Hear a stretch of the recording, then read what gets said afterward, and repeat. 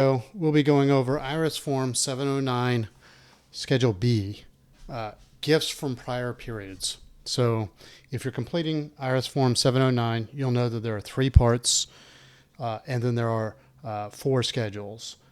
We've covered schedules A, B, and D in other videos. This one is going to focus on Schedule B. So if you're completing Part 1, line 18A, and you indicate yes, which means that you have applicable taxes from other periods, or you filed a gift tax in prior periods. If you check yes to this, that means you're going to be completing Schedule B. If you check no, then you're going to skip line 18B, move on, and you don't need to complete Schedule B. So, as you understand, the gift tax is a cumulative tax reporting responsibility, which means that over the course of your life, you are responsible for keeping track of gifts as reported in years in which you have a gift that exceeds the annual gift tax exclusion. So in 2025, the gift tax exclusion amount is more than $18,000. So if you're filing a gift tax return, and you will need to update your Schedule B with gifts from other prior periods. Obviously, if this is your first one, you don't have any gifts from prior periods, so you don't have to worry about it. The best way to keep track of this simply is to make sure that you keep track of the most recent Form 709, and then when you go to complete Schedule B, you copy in chronological order everything that you've already done, and then you're updating the information from the most recent return. So it really shouldn't be that difficult. Let's imagine that John Doe is completing his gift tax return, and he completed one the year prior. So if we're completing a gift tax return for 2024, in here he's reporting the gift tax return that he filed in 2023. You can see the calendar year. There's references to calendar quarters, and that's because there was a period of time between 1971 and 1981 where the IRS had gift tax reporting scheduled by quarter. So if that applies to you, then you'll probably just be carrying forward the information that you previously filed. In this case, it's well after 1982, which is when the IRS went back to calendar years. We're going to indicate the calendar year. The IRS office where the prior return was filed, these locations have changed over the years.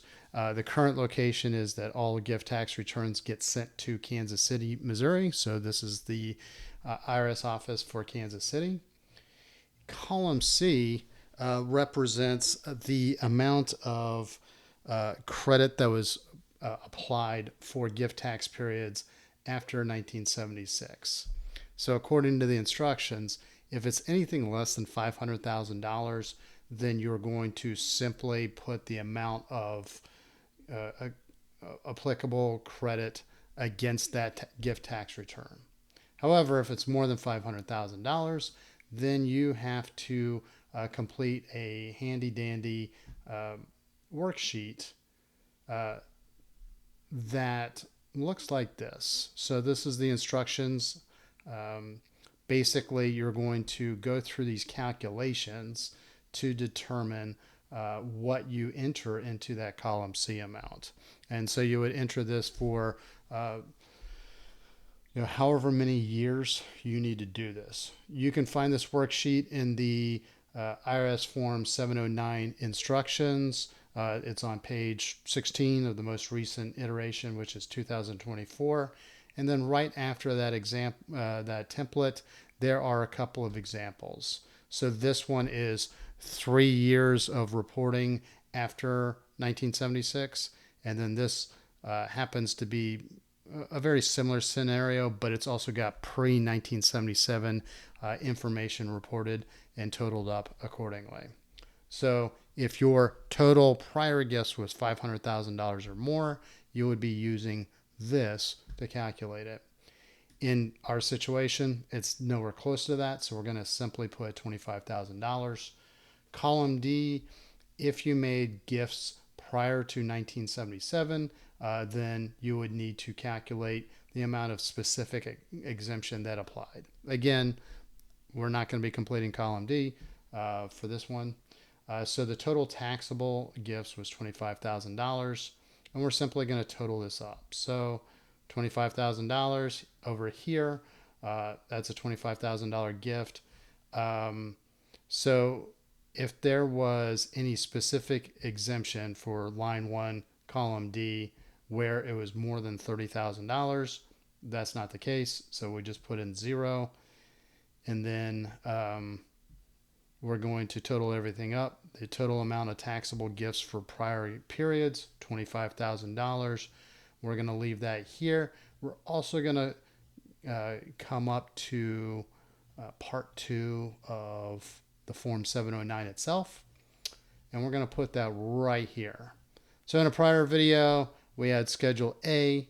We put the entire amount from Part 4, line 14 of Schedule A, and then right next to that, right underneath it on line 2, we're going to enter the Schedule B calculation. So that's all we have for this video. We'll put links in the show notes to other resources about gift tax returns. And so if you need a step-by-step of the entire gift tax return preparation, you can check out our playlist. You can check out our comprehensive article on teachmepersonalfinance.com. You can go there, type in IRS Form 709 in the search bar, and the article will appear. Or you can just click the link in the show notes. So if you like our articles, please feel free to subscribe to our newsletter. If you like our YouTube videos, please subscribe to our YouTube channel. And as always, if you have any questions or comments, or if there's another topic that you'd like to see in an upcoming video, please hit me up in the comments section. Thank you very much and have a great day.